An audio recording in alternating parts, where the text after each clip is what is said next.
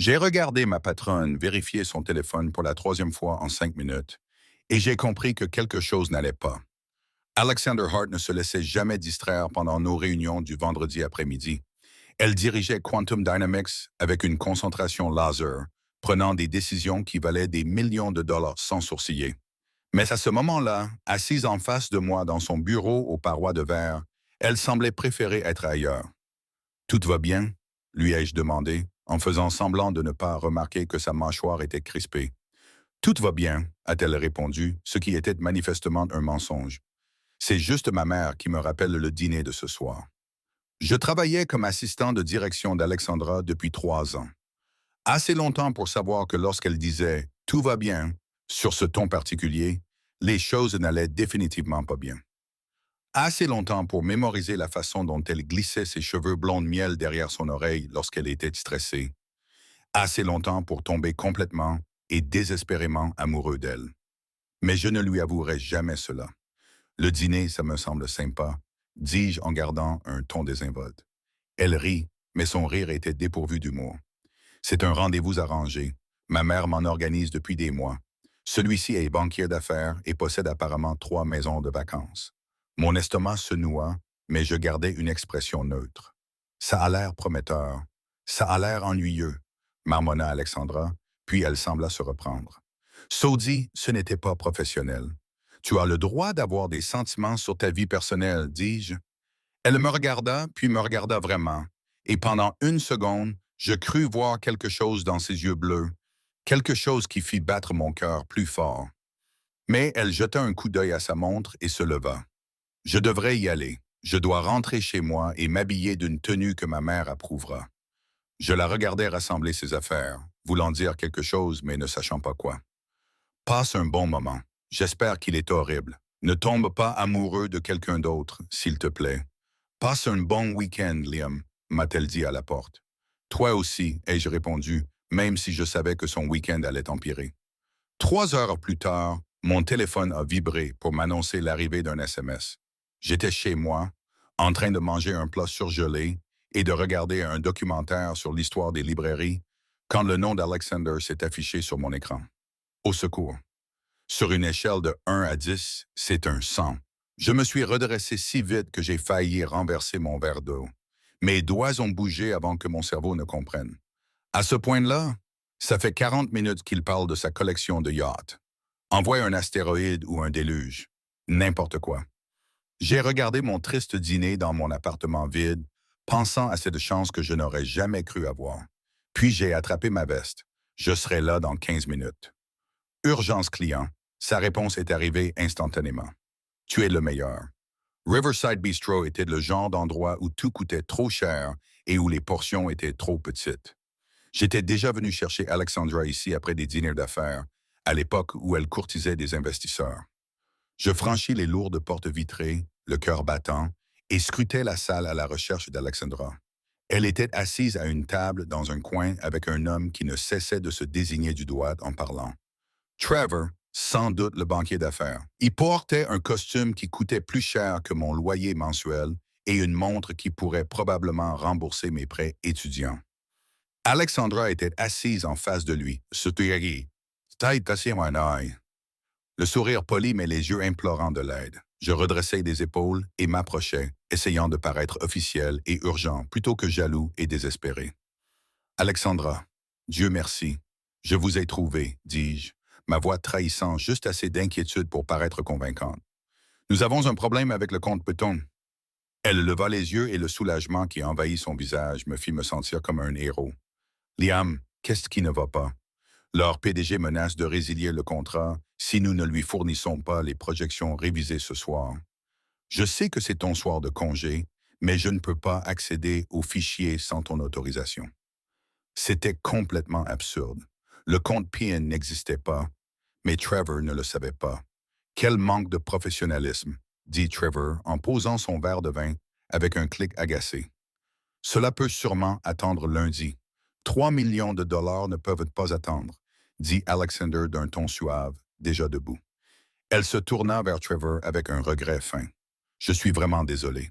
Diriger une entreprise signifie que les urgences ne suivent pas un calendrier. Vous quittez notre rendez-vous pour le travail? Le visage de Trevor s'assombrit. Pour votre assistante? Je pars pour sauver mon entreprise, corrigea Alexandra d'une voix désormais froide. Merci pour le dîner. Elle attrapa son sac à main et se dirigea vers la sortie sans se retourner. Je la suivis, essayant de ne pas me réjouir de l'expression choquée de Trevor. L'air frais de novembre nous frappa lorsque nous sortîmes. Pendant un instant, aucun de nous ne parla. Puis Alexandra se tourna vers moi et se mit soudain à rire. À rire vraiment. Le genre de rire qui illuminait tout son visage. Il n'y a pas de conte python, n'est-ce pas? J'essayais de prendre un air innocent. Je ne sais pas de quoi tu parles. Liam Foster, elle secoua la tête, toujours souriante. Tu viens d'inventer une urgence client pour me sauver d'un mauvais rendez-vous? Tu m'as envoyé un SMS pour demander de l'aide. Je t'ai aidé. Elle me fixa longuement du regard et je ne parvins pas à déchiffrer son expression. Puis elle a fait quelque chose d'inattendu. Elle m'a serré dans ses bras, m'a simplement enlacé là, sur le trottoir. Je me suis figé pendant une seconde avant de la serrer à mon tour, respirant le parfum de son parfum et essayant de ne pas penser à quel point elle s'accordait parfaitement avec moi. Merci, a-t-elle dit doucement. Tu n'as pas idée à quel point j'avais besoin de ça. Quand elle s'est éloignée, ses yeux brillaient. Pas exactement de larmes, mais de quelque chose qui m'a serré la poitrine. Tu veux aller dîner pour de vrai? Ai-je demandé avant de pouvoir m'en empêcher. Cet endroit semblait servir de la nourriture pour fourmis. Elle a ri à nouveau. J'adorerais ça. Nous avons fini au Rosie's Diner, un restaurant ouvert 24 heures sur 24 à 2 pâtés de maison de mon appartement, qui servait le petit déjeuner toute la journée et avait le meilleur café de la ville. C'était tout le contraire du Riverside Bistro, avec ses banquettes en vinyle craquelé et son jukebox qui ne passait que des chansons des années 70. Je venais ici depuis que j'avais emménagé en ville 5 ans auparavant, à l'époque où je gagnais à peine de quoi payer mon loyer et où je vivais de café et d'espoir. Alexandra s'est glissée dans la banquette en face de moi, complètement déplacée dans sa robe élégante et ses talons hauts, mais elle souriait en prenant le menu collant. Je n'ai pas mis les pieds dans un endroit comme celui-ci depuis des années, dit-elle. C'est trop chic pour toi, la taquinai-je, trop authentique pour les personnes avec qui je dîne habituellement. Elle leva les yeux vers moi. Ça sonnait terrible. Je ne veux pas dire que tu n'es pas authentique. Je veux dire que je comprends ce que tu veux dire, ai-je répondu. Et c'était vrai. Au cours de nos 3 années de collaboration, je l'avais vu évoluer dans un monde de dîners d'affaires et d'événements de réseautage où tout le monde portait un masque, où le succès signifiait savoir quelle fourchette utiliser et quel mensonge raconter. La serveuse est arrivée, une femme âgée nommée Betty, qui connaissait par cœur ma commande habituelle. Le menu habituel pour Han, s'il vous plaît, et ce qu'elle veut. Alexandra a commandé un hamburger et des frites, et Betty a approuvé d'un signe de tête avant de retourner en cuisine. Alors, a dit Alexandra en croisant les mains sur la table, comment as-tu su que j'avais besoin d'être sauvée? Mon message semblait-il vraiment si désespéré? Oui, ai-je répondu honnêtement, mais je te connais aussi. Quand tu t'amuses vraiment, tu oublies de consulter ton téléphone. Tu m'envoyais des SMS, ce qui signifiait que tu cherchais n'importe quelle excuse pour ne pas prêter attention à ton rendez-vous. Elle cligna des yeux. Tu as remarqué ça? J'ai remarqué tout ce qui la concernait, la façon dont elle tapotait son stylo 3 fois avant de prendre une décision importante. Comment elle commandait toujours son café noir pendant les réunions, mais ajoutait de la crème lorsqu'elle était seule dans son bureau. Le fait qu'elle portait le bracelet de sa grand-mère les jours importants pour lui porter chance. Une partie de mon travail consiste à être attentif, ai-je répondu à la place. D'accord. Ton travail. Quelque chose a traversé son visage. Mais notre repas est arrivé avant que je puisse comprendre ce que cela signifiait. Nous avons mangé dans un silence confortable pendant quelques minutes. Puis Alexandra a dit, « C'est ma mère qui a organisé ce rendez-vous. Elle fait ça depuis 6 mois maintenant. Chaque semaine, un autre homme qui réussit et qui correspond à tous ses critères. Et aucun de tes critères? Je ne pense pas que mes critères aient de l'importance pour elle. » Alexandra trempa une frite dans du ketchup. Elle pense que je suis marié à mon travail, que je me réveillerai à 50 ans, seul dans ma grande maison vide, et que je regretterai de ne pas m'être installé. Le regretterais-tu? Elle réfléchit à la question. Je ne sais pas. Peut-être. Mais je ne veux pas me marier avec quelqu'un juste pour éviter d'être seul. Je veux ce que mes parents avaient avant la mort de mon père. Ce partenariat, cette amitié, quelqu'un qui me voit, pas seulement l'entreprise, l'argent ou l'image. La façon dont elle a dit «me voit» m'a fait ressentir un pincement au cœur. Je la voyais tous les jours. Je la voyais, mais j'étais son assistant. Le type qui lui apportait de son café et gérait son agenda. Pourquoi me verrait-elle autrement? Tu trouveras cela, lui ai-je dit. Quelqu'un qui te voit. Peut-être que c'est déjà le cas et que j'ai trop peur de l'admettre. Elle l'a dit si doucement que j'ai failli ne pas l'entendre. Puis elle a secoué la tête. Désolé, c'était bizarre. La semaine a été longue. Avant que je puisse répondre, son téléphone a sonné. Elle a jeté un coup d'œil à l'écran. C'est probablement ma mère qui appelle pour savoir comment s'est passé le rendez-vous. Tu n'es pas obligé de répondre. Si je ne réponds pas, elle continuera d'appeler. Alexandra a accepté l'appel. Un moment. Non, le rendez-vous s'est terminé tôt. Une urgence au travail. Oui, je sais. C'est vendredi soir. Non, je ne veux pas rencontrer le neveu de ton professeur de tennis. J'ai essayé de ne pas écouter, mais c'était impossible dans la petite cabine. La mère d'Alexandra avait apparemment un avis sur tout, et aucun d'entre eux n'était discret. Maman, je dois y aller. Je suis occupé. D'accord, très bien. Oui, au revoir. Elle raccrocha et posa son téléphone sur la table. Elle a déjà organisé un autre rendez-vous pour samedi prochain. Elle pense que si elle me présente suffisamment d'hommes, l'un d'entre eux finira par me plaire. Alexandra se frotta les tempes. Je ne sais pas pourquoi je continue d'accepter ces rendez-vous. Tu pourrais refuser. Tu ne connais pas ma mère. Refuser signifie écouter pendant 1 heure des discours sur le fait de mourir seul et de gâcher mon potentiel. Elle me regarda ensuite. Tu peux encore me sauver? Je te payerai le double. J'ai ri. Tu n'as pas à me payer. Alors pourquoi tu le fais? Parce que je suis amoureuse de toi. Parce que te voir souffrir lors de mauvais rendez-vous est une torture. Parce que chaque moment que je passe avec toi en dehors du travail est comme gagner au loto. Parce que tu fais la même chose pour moi, ai-je répondu. Au cours des semaines suivantes, les missions de sauvetage sont devenues une habitude. La mère d'Alexandre organisait un autre rendez-vous. Alexandra m'envoyait un SMS à mi-parcours et je me présentais avec une crise inventée. À chaque fois, nous finissions au restaurant Rosie's, où nous discutions jusque tard dans la nuit de tout et de rien. Ces nuits ont été les meilleures de ma vie. Nous parlions de livres et de films, des rêves que nous avions abandonnés et des espoirs auxquels nous nous accrochions encore. Elle m'a raconté qu'elle avait grandi avec des attentes impossibles à satisfaire, qu'elle avait perdu son père à l'âge de 20 ans et qu'elle avait dû être forte pour tout le monde. Je lui ai parlé de ma propre famille, de mon envie d'écrire, mais de ma peur de m'y essayer, de mon sentiment d'être toujours en retrait. Plus nous passions de temps ensemble, plus je tombais amoureux. Et parfois, dans ces moments calmes au restaurant, je pensais qu'elle ressentait peut-être la même chose. La façon dont elle me souriait à travers la table. La façon dont sa main effleurait la mienne lorsque nous tendions la main vers le sel en même temps. La façon dont elle me regardait comme si je disais quelque chose de profond, alors que je ne faisais que divaguer sur mes livres préférés. Mais je n'ai jamais rien dit. Elle était ma patronne et franchir cette ligne aurait pu ruiner tout ce que nous avions. Puis vint le samedi qui a tout changé. Alexandra m'a envoyé un SMS vers 19 heures. Un autre rendez-vous, une autre demande de secours. Cette fois, il s'agissait d'un certain Preston, un cadre financier qui semblait ravir sa mère. J'ai pris ma veste et je me suis dirigé vers le restaurant de l'autre côté de la ville en calculant mon arrivée pour les 30 minutes habituelles. Mais à mi-chemin, ma voiture a émis un bruit que je n'avais jamais entendu auparavant. Un grincement, un crissement qui s'est terminé par un triste crachotement lorsque le moteur s'est complètement arrêté. J'ai essayé de démarrer 1 fois, 2 fois, 3 fois, rien. Mon cœur s'est serré lorsque j'ai compris ce que cela signifiait. J'ai pris mon téléphone et j'ai appelé Alexandra, mais je suis tombé directement sur sa messagerie vocale. Elle mettait toujours son téléphone en mode silencieux pendant ses rendez-vous, par politesse, même lorsque le garçon était un véritable désastre. J'ai essayé de lui envoyer un SMS, mais je n'avais aucun moyen de savoir si elle le verrait à temps. Pendant 20 minutes, je suis resté assis dans ce parking, essayant frénétiquement de la joindre tout en appelant tous les services de remorquage de la région.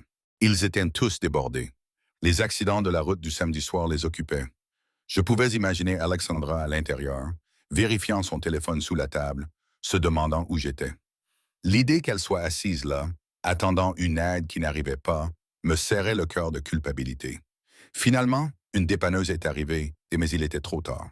J'ai envoyé un dernier SMS à Alexandra. La voiture est tombée en panne. Je suis désolé. Ça va? Elle m'a répondu 30 minutes plus tard, alors que j'étais déjà rentré chez moi avec une facture de réparation salée et un sentiment de malaise. Ne t'inquiète pas, Preston est vraiment sympa. On va aller boire un verre. J'ai fixé ces mots jusqu'à ce qu'ils deviennent flous. Preston est vraiment sympa. C'était ce que je voulais pour elle, non? Qu'elle trouve quelqu'un de bien, quelqu'un qui la mérite. Alors pourquoi avais-je l'impression que quelqu'un m'avait serré la poitrine? Au cours de la semaine suivante, Alexandra est sortie 3 fois avec Preston. À chaque fois, elle revenait au bureau rayonnante, parlant des restaurants où ils étaient allés, de la facilité avec laquelle tout se passait avec lui, de sa différence par rapport aux autres hommes que sa mère lui avait présentés. Je souriais et acquiesçais, mourant un peu à l'intérieur à chaque fois. Je pense que c'est peut-être le bon, m'a-t-elle dit vendredi après-midi, presque étonnée. Est-ce fou de penser ça après seulement une semaine? Ce n'est pas fou, lui ai-je répondu, mentant. Quand on sait, on sait. Ce week-end-là, j'ai pris une décision. Cela ne pouvait pas continuer ainsi. Je ne pouvais pas continuer à travailler aux côtés d'Alexandra, la regarder tomber amoureuse de quelqu'un d'autre, en faisant semblant que mon cœur ne se brisait pas. J'étais son assistant depuis 3 ans, et pendant cette période, j'avais économisé suffisamment d'argent pour changer de vie. Il y avait un poste vacant chez Sterling Media, un concurrent de l'autre côté de la ville, avec un meilleur salaire, de nouveaux défis et, surtout, loin de la femme que j'aimais mais que je ne pouvais pas avoir. Le lundi matin, j'ai tapé ma lettre de démission. Mes mains tremblaient lorsque je l'ai imprimée, mise dans une enveloppe et déposée sur le bureau d'Alexandra avant son arrivée. Puis je me suis assis à mon bureau et j'ai attendu, le cœur battant si fort que j'avais l'impression qu'il allait sortir de ma poitrine. Quand Alexandra est arrivée à 8h30, elle fredonnait. Elle était radieuse dans sa robe bleue assortie à ses yeux, ses cheveux blonds tombant librement sur ses épaules. Elle apportait du café de la boutique en bas, 2 tasses comme d'habitude, une pour elle, une pour moi. Ce simple geste m'a presque brisé le cœur. Puis elle a vu l'enveloppe. Je l'ai regardée la prendre, la retourner, voir son nom écrit de ma main sur le devant. Elle a cessé de fredonner. Son corps tout entier s'est figé. Liam, a-t-elle dit, et il y avait quelque chose dans sa voix que je n'avais jamais entendu auparavant. Qu'est-ce que c'est? Je me suis levé, me forçant à la regarder dans les yeux. Nous devrions probablement parler dans votre bureau. Elle a acquiescé lentement et est entrée, tenant toujours l'enveloppe et les 2 cafés. Je l'ai suivie, fermant la porte derrière nous. J'avais la bouche sèche comme du sable. Allez-y, a-t-elle dit doucement. Ouvrez-la. Ses mains tremblaient légèrement lorsqu'elle a déchiré l'enveloppe et en a sorti la lettre. Je l'ai regardé parcourir les mots des yeux. Démission, préavis de 2 semaines, nouvelle opportunité, reconnaissante pour tout. Quand elle leva les yeux, son visage était pâle. Tu pars, dit-elle. Et ce n'était pas une question. Sterling Media m'a fait une offre, expliquai-je. Les mots que j'avais répétés tout le week-end sonnaient creux à présent. C'est une bonne opportunité. Meilleur salaire, possibilité d'évolution. Je pense qu'il est temps pour moi de passer à autre chose. Passer à autre chose, répéta-t-elle lentement. À cause de Preston. Je ne m'attendais pas à ce qu'elle devine si vite. Quoi? Non, ce n'est pas ça. Ne me mens pas, Liam. Sa voix était désormais aiguë, empreinte de douleur. Ces 3 dernières années, tu n'as jamais mentionné vouloir partir.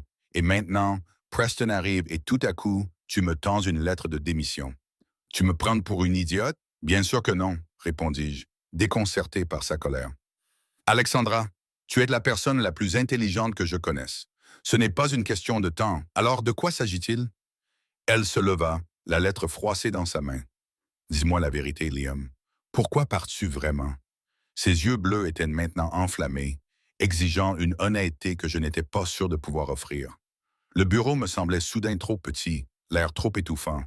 Je pouvais voir la ville à travers les fenêtres derrière elle. Les gens vaquaient à leurs occupations du lundi matin, complètement inconscients que mon monde s'écroulait dans cette petite pièce. J'ouvris la bouche pour lui donner une autre excuse, un autre mensonge soigneusement élaboré. Mais les mots ne venaient pas. J'étais fatigué de mentir, fatigué de faire semblant, fatigué de la regarder construire une vie avec quelqu'un d'autre pendant que je restais sur la touche. Parce que je ne peux plus faire ça, dis-je doucement. Tu ne peux pas faire ton travail. Tu es la meilleure assistante que j'ai jamais eue. Si c'est une question d'argent, je peux t'aider. Ce n'est pas une question d'argent. Ma voix était plus rude que je ne l'aurais voulu. C'est parce que je viens dans ce bureau tous les jours et que je dois rester professionnel alors que tout ce que je veux, c'est te dire ce que je ressens vraiment. C'est parce que je dois t'écouter parler de Preston, de ses rendez-vous parfaits et du fait qu'il pourrait être l'homme de ta vie et que je dois sourire et te soutenir alors que ça me tue à l'intérieur. La colère d'Alexandra sembla se figer. Son expression se transforma en quelque chose que je ne pouvais pas déchiffrer. Qu'est-ce que tu veux dire? Je dis que je suis amoureuse de vous. Les mots ont jailli. Des années de retenue se sont brisées d'un seul coup. Je suis amoureuse de vous depuis le premier mois où j'ai commencé à travailler ici, lorsque vous êtes resté tard pour m'aider à comprendre le système de classement. Même si vous aviez un dîner d'affaires. Je suis tombée amoureuse de votre gentillesse, de votre intelligence, de votre capacité à vous souvenir de l'anniversaire de tout le monde et à prendre des nouvelles des personnes qui traversent une période difficile. Je suis tombée amoureuse de ta façon de rire à des blagues nulles et de toujours commander trop à manger au restaurant parce que tu veux tout goûter. Je divaguais, mais je ne pouvais pas m'arrêter. 3 ans de silence s'échappaient enfin. Ces missions de sauvetage ne visaient pas seulement à te sortir de mauvais rendez-vous. Ce furent les meilleures soirées de ma vie, car j'ai pu voir qui tu es vraiment, et non le PDG que tout le monde voit. J'ai pu te parler comme à une personne normale, comme quelqu'un qui aurait pu avoir une chance avec toi. Mais ensuite, Preston est arrivé, et il est parfait pour toi. Il a du succès, il est charmant, et il peut t'emmener dans de bons restaurants sans avoir à économiser pendant un mois. Il est celui que tu mérites, et je ne suis que ton assistante, assez stupide pour tomber amoureuse de son patron. Alors oui, je pars parce que je ne peux pas te voir tomber amoureuse de lui. Je ne peux pas faire semblant d'être heureuse pour toi alors que mon cœur se brise un peu plus chaque fois que tu prononces son nom. Le silence qui suivit était assourdissant. Alexandra restait immobile, le visage impassible. Je l'avais fait, je pensais avoir tout gâché. Notre relation professionnelle, notre amitié, tout avait disparu parce que je n'avais pas su garder mes sentiments pour moi. Tu as fini? Demanda-t-elle finalement, d'une voix calme. J'acquiesçais, incapable de parler. Bien, parce que maintenant c'est à mon tour de parler, et tu vas m'écouter. Elle contourna son bureau et vint se placer juste en face de moi. J'ai rompu avec Preston hier. Mon cerveau se bloqua. Quoi? J'ai rompu avec lui après notre dîner de dimanche. C'est un homme gentil, mais j'ai réalisé quelque chose pendant notre semaine ensemble. J'ai réalisé que je n'arrêtais pas de le comparer à toi. À chaque blague qu'il faisait, je me demandais si tu l'aurais trouvé drôle. À chaque restaurant où nous allions, j'aurais préféré que ce soit toi qui sois assis en face de moi. Chaque fois qu'il cherchait à me prendre la main, je la retirais parce que cela ne me semblait pas normal. Cela ne me rappelait pas toi. Je la fixais du regard, effrayé de croire ce que j'entendais. Mais tu semblais si heureuse. Tu as dit qu'il était peut-être l'élu. J'essayais de m'en convaincre, a dit Alexandra, et je pouvais entendre la frustration dans sa voix. Sais-tu depuis combien de temps je suis amoureuse de toi, Liam? Depuis que tu m'as apporté de la soupe quand j'étais malade, lors de ton 2e mois ici. Tu n'étais pas obligé de le faire. Cela ne faisait pas partie de tes attributions. Mais tu t'es présenté à mon appartement avec une soupe au poulet maison parce que tu t'étais souvenu avoir mentionné la recette de ma grand-mère. Je me suis souvenu de ce jour-là. Elle avait l'air misérable avec son rhume, et j'avais passé la moitié de la nuit à préparer une soupe à partir d'une recette trouvée sur Internet, en espérant que cela l'aiderait. C'était il y a 2 ans et demi, ai-je dit lentement. Je sais exactement depuis combien de temps, a-t-elle répondu. J'ai compté chaque jour depuis, me demandant si tu ressentais quelque chose pour moi ou si j'étais juste ta patronne, ton amie au mieux. Chaque fois que tu m'as sauvé de ces rendez-vous, j'espérais que tu étais peut-être jaloux, que tu me voulais pour toi, mais tu n'as jamais rien dit. Tu ne m'as jamais donné aucun signe. Parce que tu es mon patron, ai-je dit, essayant encore de comprendre, car franchir cette ligne pourrait ruiner ta réputation, ton entreprise. Parce que je pensais rêver en imaginant que tu pourrais me voir comme plus que ton assistante. Et je pensais la même chose, dit Alexandra doucement. Alors, quand ma voiture est tombée en panne et que tu n'as pas pu me sauver de ce rendez-vous avec Preston, j'ai décidé de lui donner une vraie chance.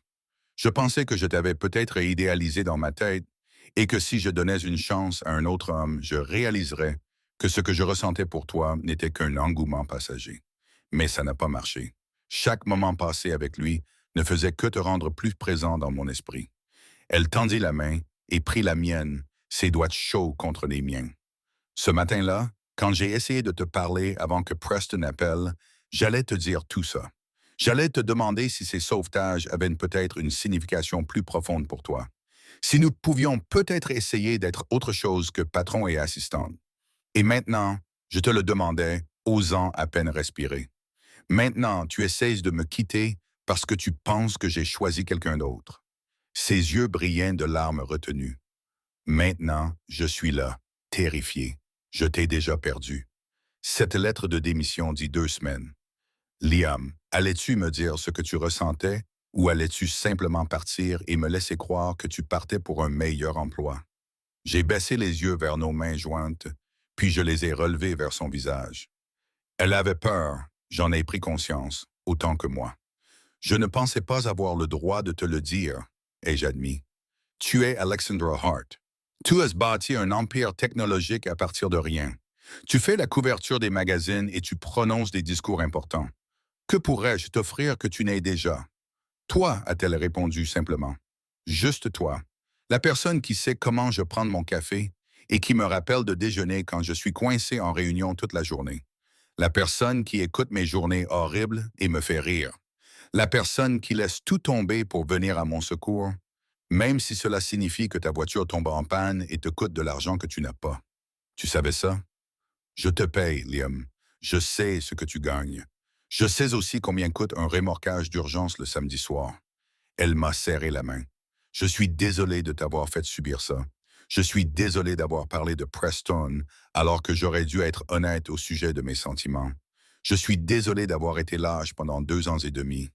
Nous avons tous les deux été lâches, ai-je dit. Alors soyons courageux maintenant, a-t-elle dit en prenant une inspiration. Je t'aime, Liam Foster. Je suis amoureuse de toi. Et si tu veux toujours partir chez Sterling Media, je comprendrai. Mais ne pars pas parce que tu penses que je ne veux pas de toi, car je te veux plus que tout. J'ai regardé son visage, l'espoir et la peur qui se mêlaient dans son expression, et j'ai su ce que je devais faire. Je vais quand même accepter le poste chez Sterling Media, ai-je dit, et j'ai vu son visage s'assombrir. Mais ce n'est pas parce que je ne veux pas de toi, c'est parce que si nous voulons faire cela, nous devons le faire correctement.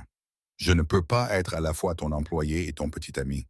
Ce ne serait pas juste pour toi, ni pour l'entreprise, ni pour nous. Elle comprit soudain. Alors, tu partirais pour être avec moi?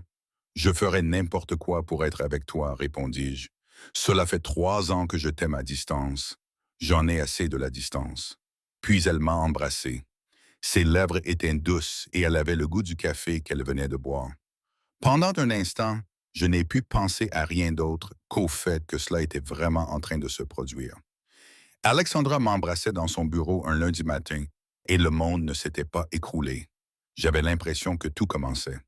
Lorsque nous nous sommes séparés, nous étions tous les deux essoufflés. J'ai toujours voulu faire ça, ai-je dit en posant mon front contre le sien. Moi aussi, a-t-elle murmuré.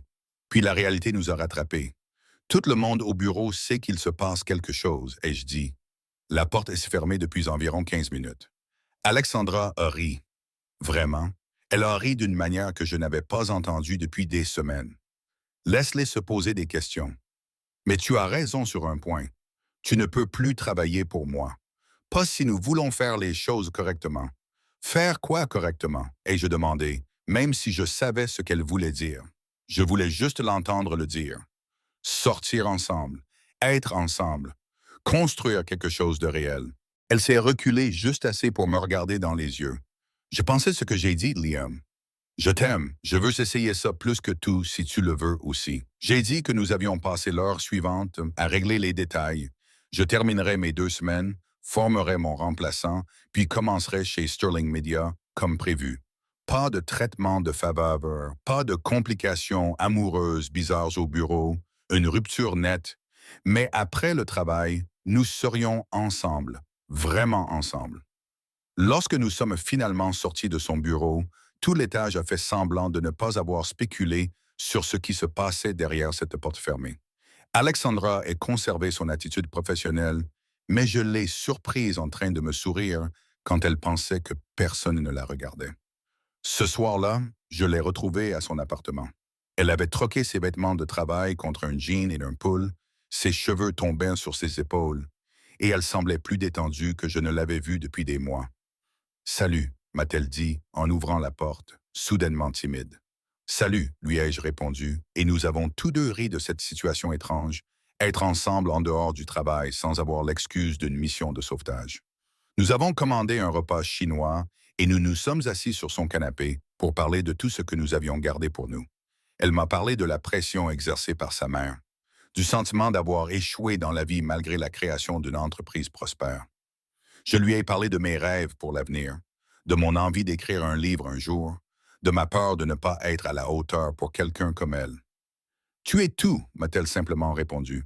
Tu ne le vois pas? Au cours des 2 semaines suivantes, nous avons pris nos habitudes. Au travail, nous restions professionnels, même si tout le monde soupçonnait clairement qu'il se passait quelque chose. Après le travail, nous étions ensemble, apprenant à nous connaître d'une nouvelle manière, cherchant comment être plus que patron et assistante, plus que des amis. Le dernier jour où j'ai travaillé chez Quantum Dynamics, le bureau m'a organisé une petite fête d'adieu. Alexandra a prononcé un discours sur l'importance de ma contribution au succès de l'entreprise. Mais lorsque tout le monde est parti et que nous nous sommes retrouvés seuls dans la salle de conférence avec les restes du gâteau, elle m'a dit ce qu'elle pensait vraiment. Tu vas me manquer, m'a-t-elle dit doucement. Tu me verras toujours tous les jours, lui ai-je répondu, mais pas ici. Ce ne sera pas pareil. Non, ai-je acquiescé. Ce sera mieux. 3 mois plus tard, elle s'est présentée à mon nouveau bureau pendant la pause déjeuner avec un panier de pique-nique.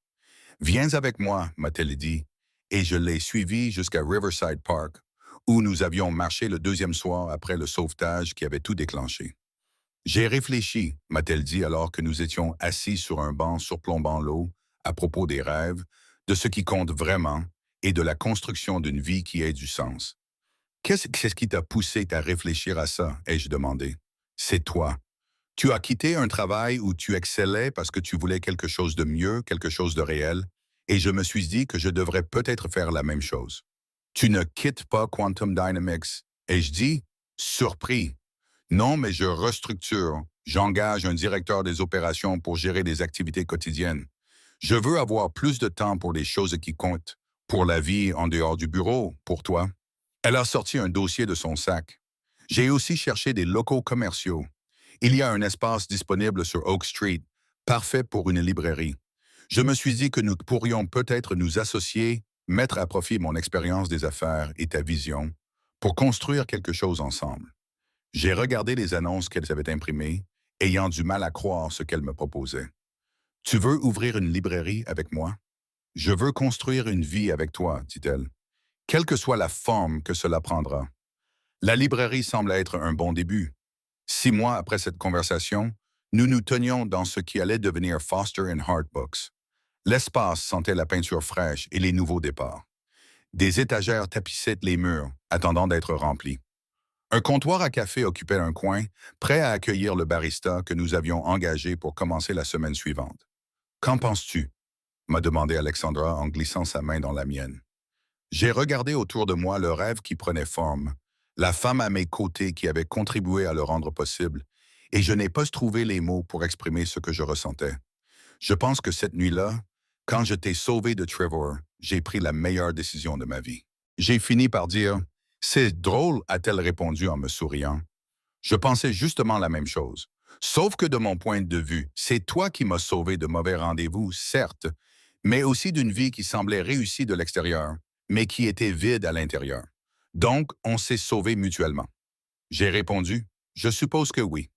La librairie a ouvert le mois suivant, avec une file d'attente qui faisait le tour du pâté de maison. Alexandra et moi avons travaillé côte à côte, recommandant des livres, préparant du café, discutant avec les clients de leurs histoires préférées. À la fin de la première journée, épuisée et heureuse, nous avons fermé la porte et regardé ce que nous avions construit ensemble. Pas mal pour une ancienne PDG et son assistante, ai-je dit. Ancienne assistante, m'a corrigé Alexandra. Partenaire actuel dans tous les sens du terme. Elle avait raison. Nous avions toutes deux laissé derrière nous les rôles qui nous définissaient, la distance professionnelle qui nous séparait. Nous étions désormais deux personnes qui s'étaient trouvées malgré les obstacles, malgré la peur, malgré tout ce qui disait que cela ne pouvait pas fonctionner. Parfois, l'amour apparaît dans les endroits les plus inattendus. Parfois, la personne que vous recherchez est juste devant vous, cachée derrière des barrières professionnelles et des sentiments inexprimés. Parfois, il suffit d'un moment de courage, d'une conversation honnête, d'une personne prête à tout risquer pour avoir une chance de vivre quelque chose de réel. J'ai sauvé Alexander de mauvais rendez-vous, mais elle m'a sauvé d'une vie à moitié vécue, de rêves reportés, de me contenter de moins que ce que mon cœur désirait. Ensemble, nous avons construit quelque chose qu'aucun de nous n'aurait pu créer seul. Et tout a commencé par un SMS demandant de l'aide et un homme qui ne pouvait résister à l'envie de répondre.